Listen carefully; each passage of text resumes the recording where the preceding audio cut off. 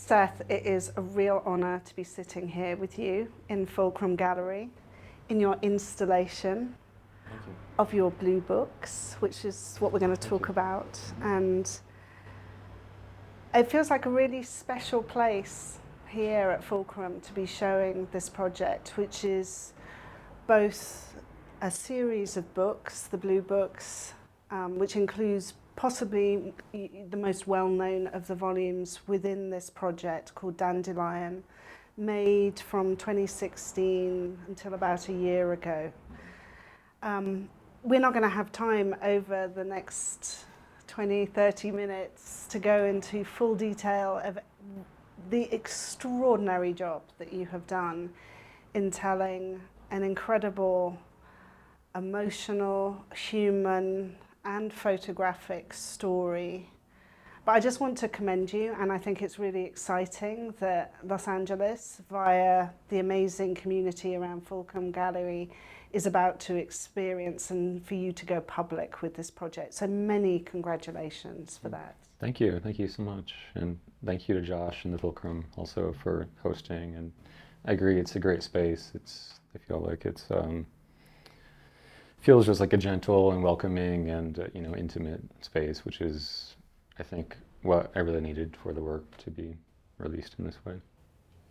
Shall we start by talking about what this project, this sequence of blue books, actually entails? And maybe you take us back to 2016, which is when the project starts. And who is the Seth that I would have met in 2016? What kind of work were you doing, and what was your main focus photographically? Yeah, well, I had done a few smaller image text books before this, and this is the first one. This really came out of these other image text experiments, thinking about how the caption relates to the image. And that's Near and Far. Yeah, so Near and Far, that was the first in the series, without really realizing it would, end up taking 9 books. And it was really just a kind of just a straightforward, simple experiment with image text, piecing together images that were, left over from trips or other projects that I was attempting to put together that hadn't quite come together. Near and Far was just a really simple kind of play on words, because in this book there are images from, my neighborhood, but also traveling with my wife to Taiwan to visit her family and to Michigan to visit my family. Yeah, so it's... So it's a near and far of your relationship. Yeah, and also just in a really literal way, because these images tend to have something in the foreground and then they have sort of an out-of-focus background. But, okay. So yeah, and I didn't really know at this point, was this going to continue or not? I just felt like I had something that I still wanted to play with from the previous book projects.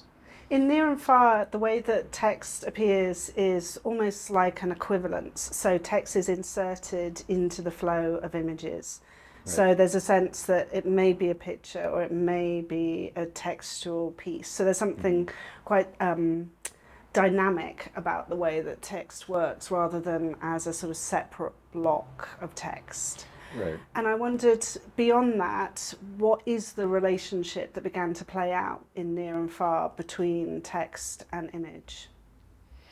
Yeah, so most pages you have 1 or 2 paragraphs, and then you also have a caption which could double as a kind of title. And the text doesn't necessarily have that much to do with the image, right? So there's this assumption within photo books and publishing generally that, the text is going to kind of like explain or define what's happening in the image, right? So I've been interested for a while in that gap, especially if you have an image that is, sort of an empty scene or something that doesn't really explain itself. And then you're forced to kind of like, jump over that gap and try to make sense of things. So, and it's, it's fairly mundane stuff. A lot of it is coming from diary entries and just things I had gone through day to day with my wife, Shane. So that's sort of where this practice of working between the diary and the sort of like leftover images came from. Would you say that the images had a diaristic quality? I think so, especially some of them. I mean, I hadn't really worked that much with interiors specifically, inside my own home before this. And so some of these things are just details around the house. But also, specifically traveling with Roshane to Taipei to visit her family. I mean, there are things that we would see when we were, spending time with her family. And again, that it's not really spelled out for the viewer, but then, within the text, maybe you can start to piece together that relationship, that there is some kind of personal, subjective experience buried in there. Yeah. This one also it is very heavy on the dreams, and throughout the whole project, dreams come up here and there, not necessarily being defined as what is a dream and what is reality at times, but. Yeah. I found it. I don't know whether it's because I've only just discovered that in the language of AI, that something that I might call envisioning or kind of dreaming or sort of letting your subconscious sort of rise up in the creative process is called hallucinations in the AI world, which seem like this really like, oh, I'm having that, I'm going to take that. And it influenced the way that I was looking at all of these volumes, these blue books. Very much was this sense of it's not really a dreamlike state, it's almost like a hallucinatory sense of what is buried beneath the surface of something, or the dissonance of the way in which that you're framing something. Yeah, I mean, I guess I'm sort of stuck in thinking about it from like a Freudian perspective, that sometimes in letting these things play out to this extent, and really, and just the diary practice in general of recording things from day to day, you can look back and make connections that otherwise would have just been, gone in the flow of time, right? Yeah. So, I mean, even the graphic on the cover, which sort of multiplies across all of these volumes, it took me a couple years to even figure out that probably my inspiration for the octagon design was the fact that all over my apartment are octagonal tiles. So I was walking on octagons all day, every day, and it never occurred to me that was probably where the shape came from. So. Wow. That's beautiful. I worked at Victoria and Albert Museum for 12 years, and I then moved to the Photographers Gallery in London, which was on Charing Cross Road. It was near Leicester Square. And I went from every day going to meetings and passing objects of magnificent beauty, but sort of in the peripheral vision, to walking down Charing Cross Road after a night of drunkard behaviour. And I got really depressed, actually, because I'd lost these kind of groundings in these kind of peripheral or subconscious relationships with things around you. And I felt very much within the entirety of this project that you constantly draw attention and appreciation and, to a certain degree, memorializing just the sheer beauty of living, and or the emotions that are tied up with things that you see on your peripheries or during the course of your days. So it's a really wonderful surprise to know that the octagon is precisely that, is a formalizing of the pulse of your daily life. Yeah, and I think, often I'm surprised just, I think I give myself a pretty long leash. I don't question too much. If I want to photograph, some trash on the street or something, I don't fight the urge. So sometimes, I don't really know if that's anything until later, and then things start to kind of resonate with other parts of the project. I think Near and Far has its kind of partner blue book, which is Swap Meet, which is the second. It has 2 octagons on the cover design, which seems precisely to be that, which is like full permission giving to find wondrous, gorgeous things being displayed either consciously or unconsciously. Tell me about why swap meet is the progression from near and far. I often think I know what my next step is. I thought I was going to do a project about swap meets and flea markets and the kinds of like displays of objects that happen there. A lot of that work ended up just going into Units, which was put out by Mac a while back. And so again, it's kind of looking at, the images I liked that didn't quite make it into these other cuts, but a lot of them are literally from swap meets and flea markets. But just, starting to think about that, the fact that there are probably no people in these images, or maybe one, but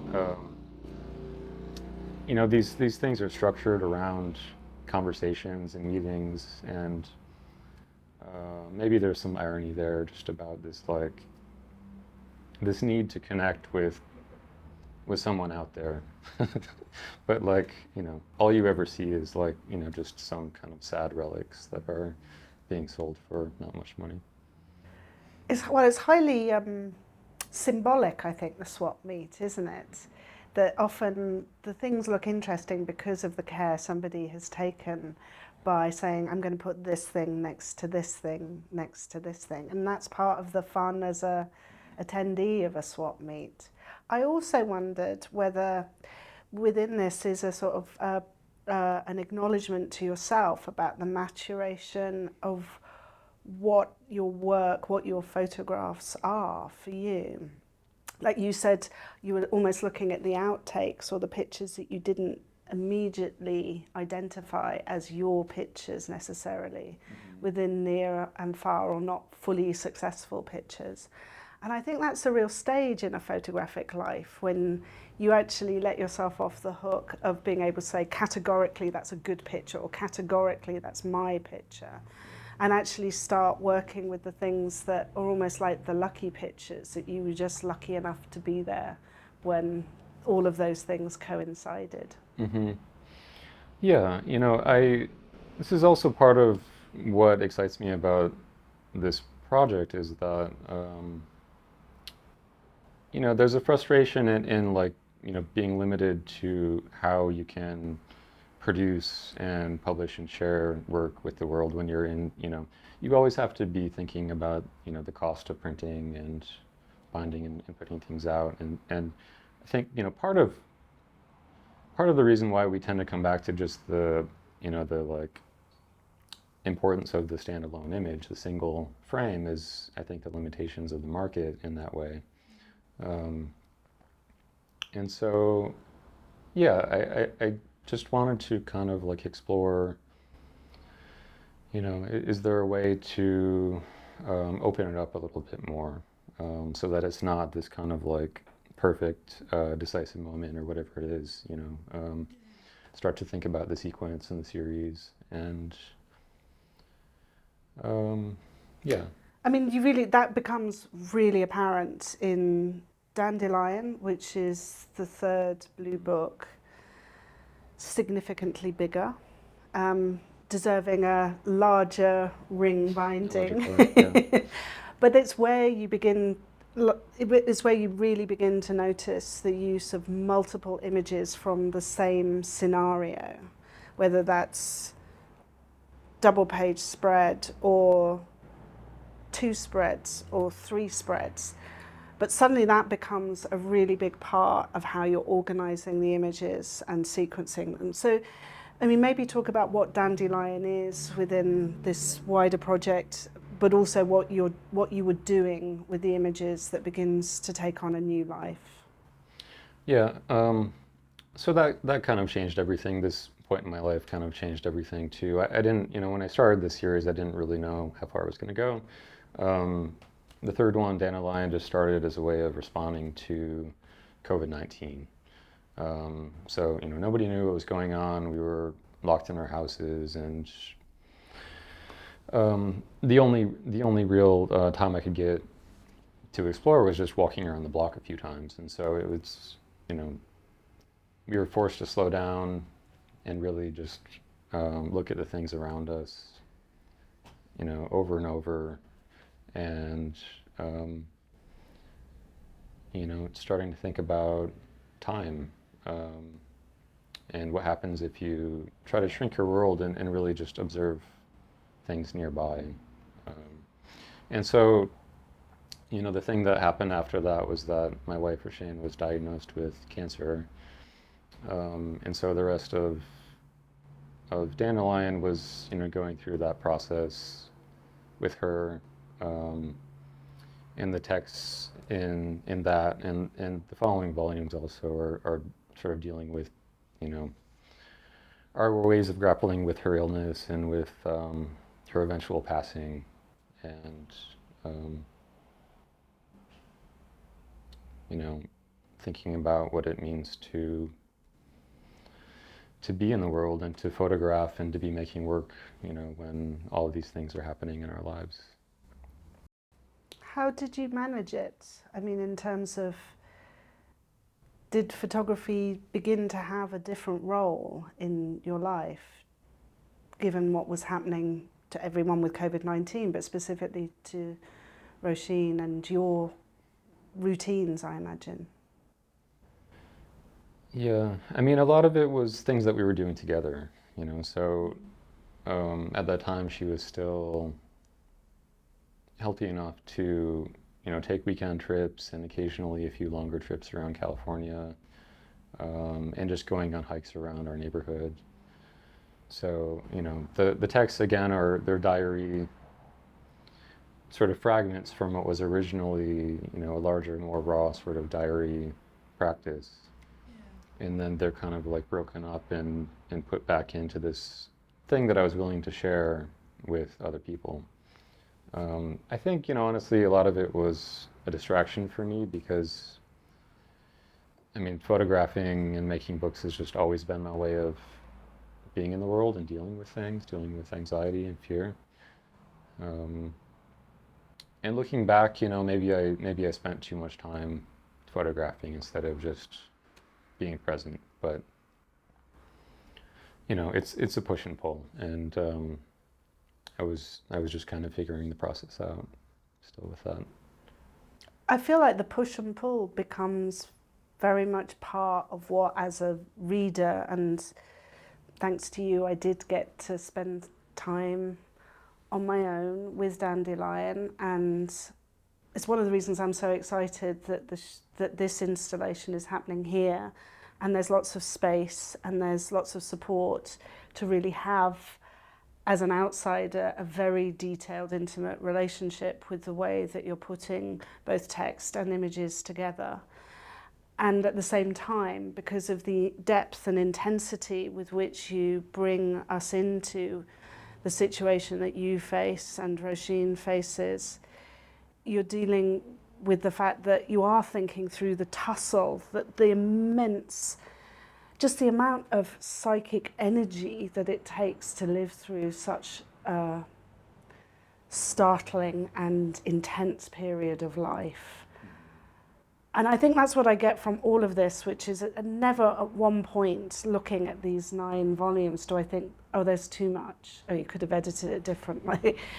You just can't, because there's so much permutations of the ins and outs of what do I do? You're caught between the past, present and future in every second of every day. Mm-hmm. Exactly, yeah. And I think that's part of where the diptychs and triptychs and the sequences start coming into it, is the sense of time passing, and of, photography for me has always been, I think, a way of trying to stop time, trying to keep things from changing. And so, many of the places that were just within arm's reach in Dandelion, just, for example, this stump with the plant growing out of it, which is where the name came from. Revisiting that same stump and that same plant over the course of 2 years, and it makes other appearances throughout the other volumes as well. So yeah, it's really it's very personal. It's very much about just trying to process what was happening and what has happened since, and going back to the, many of the same places that we went to, and just, seeing how these objects now, these spaces are the same but different, just a couple years later. So Dandelion is the third blue book in this series, and there are 6 more books to come, which I'm sure at the point that you're making Dandelion or constructing Dandelion, it wasn't clear to you how long this project would go on from 2016 through to 2023. But what begins to take form as this? What does happen? Why are there so many books? What do you learn in this process of it's not done yet and I need to keep on making photographs and keep on journaling? Like how do you begin to construct actually the majority, like 2/3 of this project? Mm-hmm. Yeah. Yeah, I mean, that was a question all the way through Dandelion, was where to end it. And that one book was originally 4 different volumes, and it kind of promised to just spill over and keep going. And eventually, I think largely because it was self-published and I ended up sharing that and selling it, I had to kind of like put a bookend on it. I had to make it packageable. This was maybe not the largest coil I could find, but the largest coil I could find that could be, effectively like used. So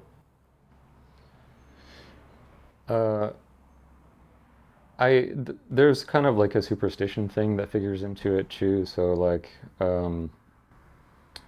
so in Mandarin, the word for 4 sounds a lot like the word for death. So in Taiwan, where my wife is from and where her family still lives, often elevators will skip from 3 to 5.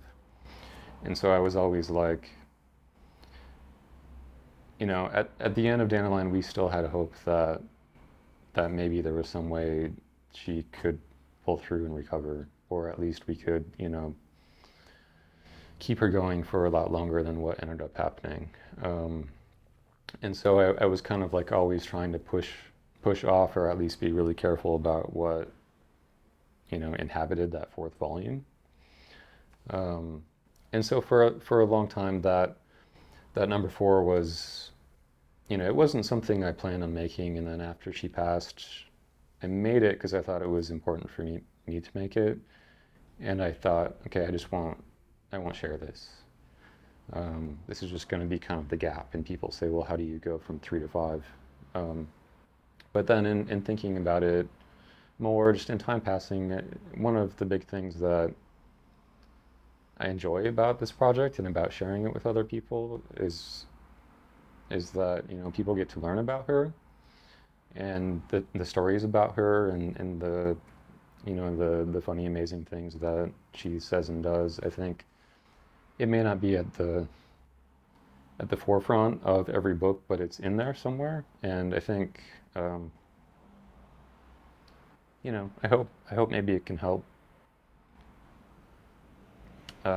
someone else a little bit, or at least, for the people who knew her, they can have these nice memories of her. So I have to say that I fell in love with Jo-hsin in the course of the books, and by the time we get to the final chapter in the 9th volume of the Blue Books, and I guess I get to meet her, I can't thank you enough for ending this sequence of books in that way. Not only because I really wanted to see what she looked like, and I wanted to see what she made, because her mind, through the writing, you get to see what an amazing person she is. But actually it was I felt very well taken care of by you as the reader, that the series ends in that way, because you've got to the point where you could put those photographs into this sequence, and I know that you're going to be okay. And it's epic journey. I mean, particularly from volume 4 to volume 9. It's an epic journey that barely gets a look in terms of photography, I would say, because the charm of it is that you have found a photographic way of depicting the longevity and the layers and the pacing of everything that comes in the grieving process, which is just extraordinary. Tell me about what happens after volume 4. Where do you go next? Sure. So yeah, 5. The gap between 4 and 5 is pretty much just between the day she passed and the next day or a couple days when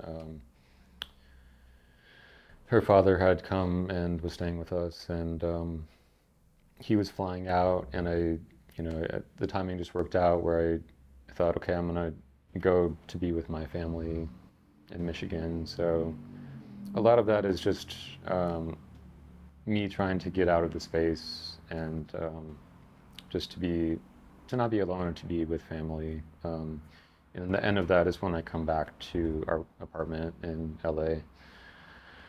The sixth one is the trip that I took to Taiwan for her memorial. So that whole book is just Taiwan over the course of about a week when I was there for that, and spending time with her family and her friends, and walking around many of the places where we went together. And so, yeah, these few are kind of punctuated by these few trips in that way. Then the following one is me returning to Los Angeles, and again, just step by step, kind of like trying to process that.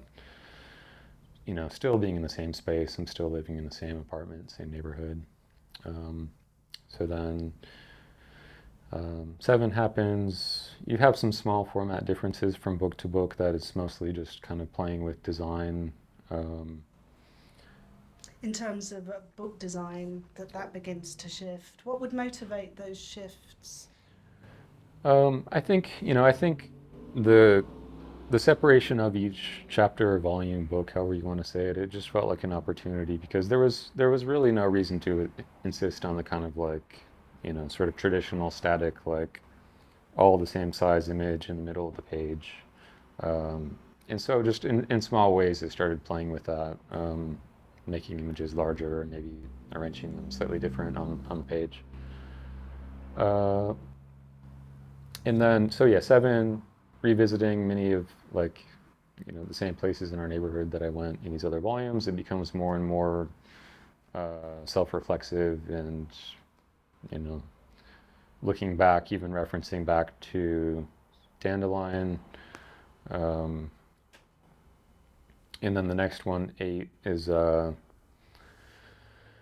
I guess I should say these ones are just called 4, 5, 6, 7, 8, 9. So 8 is a trip that I took by myself to Greece and Turkey, following this itinerary that she and I had made before COVID. And then when COVID hit, we had to cancel our flights and hotels, but we had everything in place. So this is me, going through with that vacation, and trying to kind of imagine what it would have been like with her, the things that she would have noticed and enjoyed while we were there. And as you pointed out, yeah, so 9, the last part of 9 is this extended series of photos of Jo-hsin. In our apartment, we were just taking photos. I think it was for her LinkedIn profile photo. And so I don't know, there are maybe 30 or 40 images of her in just, slightly different poses and slightly different gestures and facial expressions.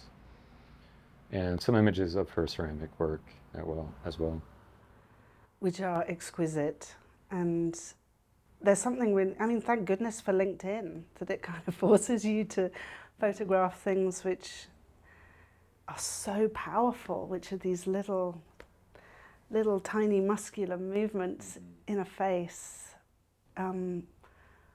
which would be really impossible to fully remember without a sequence of pictures. I mean, it's almost like video in that way. You know, I think some of these things can be maybe too painful to spend time with, and so I think, you know, that, for example, only when I was like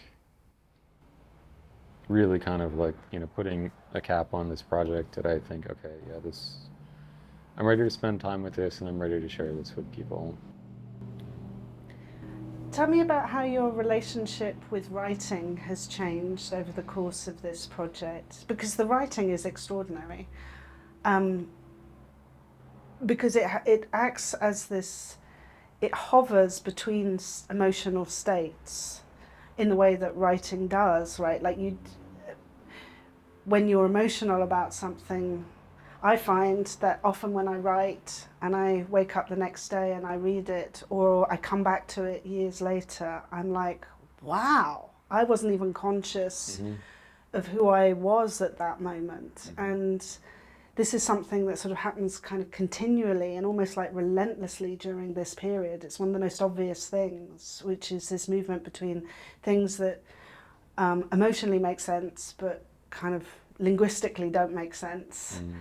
And the fact that that is as truthful a statement of what your journal contained. And it's really extraordinary writing, but I imagine that the journey with that's a long journey, right? That's 7 years. It is, yeah, and you know, it started out with the text really integrated into every page layout. There's really no way to avoid it, and sometimes as time passes, maybe that can feel a little bit jokey, a little bit too locked into a certain reading. And I kind of, you know, I found this format with Dandelion that I more or less decided to stick with for the rest of them. That feels more hands-off. If people don't want to read it, they don't have to. You know, they can throw it away if they want to. I think they should be made to read it, because they're extraordinary texts in terms of mapping a state of mind that goes through a lot of processes but ultimately stay intense throughout. Can I ask you an equivalent question, which is, this is 7 years of making photographs, and making photographs that you didn't know, you had no knowledge of what photography would be doing for you, with you, over the course of this span of life. But do you think it's changed your relationship with photography? Well, I think maybe I'm feeling a little too much freedom. Like maybe it's not practical actually. I have to now try to like you know, put myself back under 150 pages certainly to have any chance of actually publishing something. But at the same time, I mean, it's been really freeing, and I like how intimate and direct it is, and I think also with the content, you know, that makes sense. I don't know. It just feels nice. It feels nice to give myself permission and freedom to really, you know, one of these, I think maybe in 5, there's a sequence of like 20 or 30 pictures of cows grazing. And I just, yeah, I think that's worthwhile to be able to explore that. You know?